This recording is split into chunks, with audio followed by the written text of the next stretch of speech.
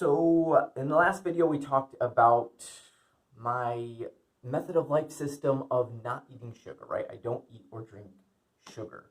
So, another piece of my new life system is that going along with the whole eating thing, I now practice intermittent fasting. And if you haven't heard of intermittent fasting, it's kind of all the rage right now, I think, maybe. I don't know, but it's awesome. So fasting is just when you don't eat, right? So if you're fasting for any period of time, you're just not eating during that period.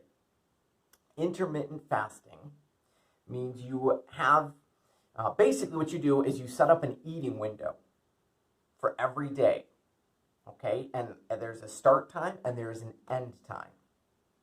And once that end time kicks in, you cannot eat again until your window opens the next day, right? So basically, and there's a lot of reasons for this, health reasons. Like it's super, super healthy to do this, especially if you're trying to lose weight. There's all sorts of people who are like, oh, I didn't change what I ate, I just changed when, and I practice intermittent fasting now. And I think, you're gonna have to fact check the crap out of all of this, but it's something to do with, the whole keto phase, right? You've heard of that, ketogenic, whatever, trying to keep your body in a state of ketosis.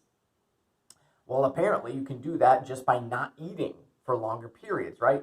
So the kind of Western diet, at least that I've kind of grown up with, is you just eat when you want to eat or when you feel hungry. Although our body, I think, loses the difference between feeling hungry and feeling bored or just wanting some more stimulation, right? So we eat all the time. We wake up, we start eating, we maybe snack throughout the day. Of course, we have breakfast, lunch, and dinner. You gotta have those 3 meals. And then we snack at night. I love snacking at night. I miss snacking at night.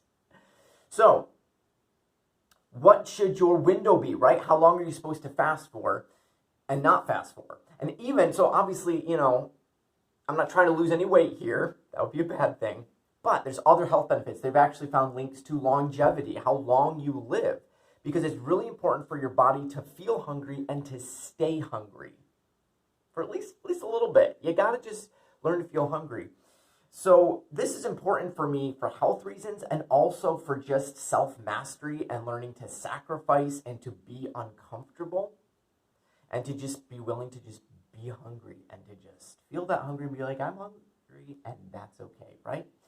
So, I think and you can Google, there's all sorts of great videos and stuff you can find on YouTube about intermittent fasting if you're interested in learning more about that. I think a good place to start, it's good, you probably don't, I would love to just have a 4-hour eating window and just, boom, do that. I think that's called the Warriors diet or something, but I would love to do that. I think that would be so awesome. The idea is you're eating the correct amount of calories, right? The same amount of calories. Like I don't just cut out meals and then not eat that much food, or I will just waste away. So you're supposed to eat the same amount of calories. Now, of course, you don't want to just eat junk, but you can if you want to, I guess. But the idea is you're eating healthy, obviously, but you're taking all the calories that you would eat throughout a day and just condensing them down and allowing yourself to be hungry during those other times. And you can't have anything. You can't have like a cup of coffee with a little bit of sugar or cream.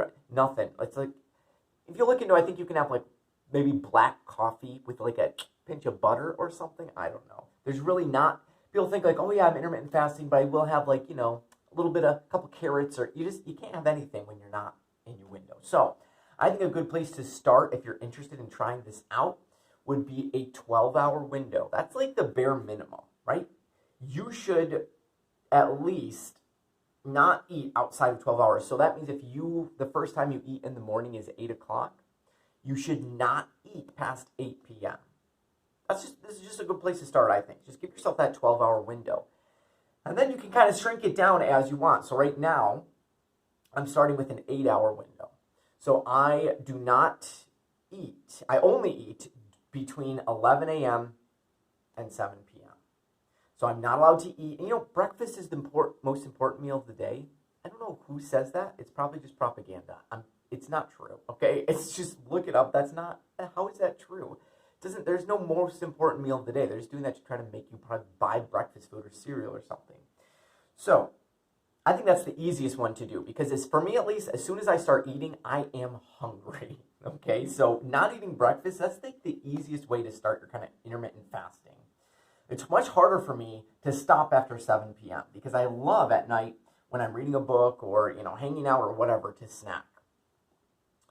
So that's my window right now, 11 to 7. I would love to shrink that down even more. With my lifestyle, that will be tricky, but I'm not going to worry about that right now. I always tend to jump the gun on things like that. So I'm just focusing right now on really making it a habit, really making it just a part of my lifestyle to not eat after 7 p.m. and then not break that fast until 11 a.m. And I do notice a difference. I do feel better, especially I really like being able to, this is why I would like to shrink it down even more because I go to bed fairly early. You want to give yourself enough time to digest your food. I read somewhere a suggestion of 4 hours, like 3 to 4 hours, to really let yourself digest the last thing you ate before you go to sleep. Because if you go to sleep and your body's digesting, it's not resting, which is the whole point of sleeping, right? So just something to think about. That's another part of my life system. So I'm not eating sugar. I'm not drinking sugar. Dr. Pepper, get behind me, Satan, right? But then also, I'm not eating outside of 11 a.m. to 7 p.m. And I love the intermittent fasting with the times because there's no chatter in my brain. There's no like, well, could I have this? Maybe I just want to live. It's just, is it after 7 p.m.? And I have an alarm in my phone. My kids know. It's like, wah, wah, wah. All right, Dad can't eat anymore, right? 7 o'clock is hit. It's over. And I will literally, if we're still eating dinner, I will just stop. And I'm just donezo, right? It's over. So I think it's great for self-discipline. It's great for health. It's great, great, great. But of course, with all of my life system, I do not practice this on Sunday. Sunday is just my cheat day for most of these things that I'll be talking about in here. So now I still don't eat. I don't eat before Mass, and I go to Mass at 12:30. So I'm fasting actually even longer on Sundays until Mass, but then I'll let myself eat past 7 there. So that's it. If you practice intermittent fasting or are interested in intermittent fasting, let us know in the comments below. I'm really, really interested to hear if any of you are doing this or thinking about doing it. I think it's just, it's awesome. It's awesome. All right? So remember, keep it simple, question everything, and stay radical. Love you. Bye.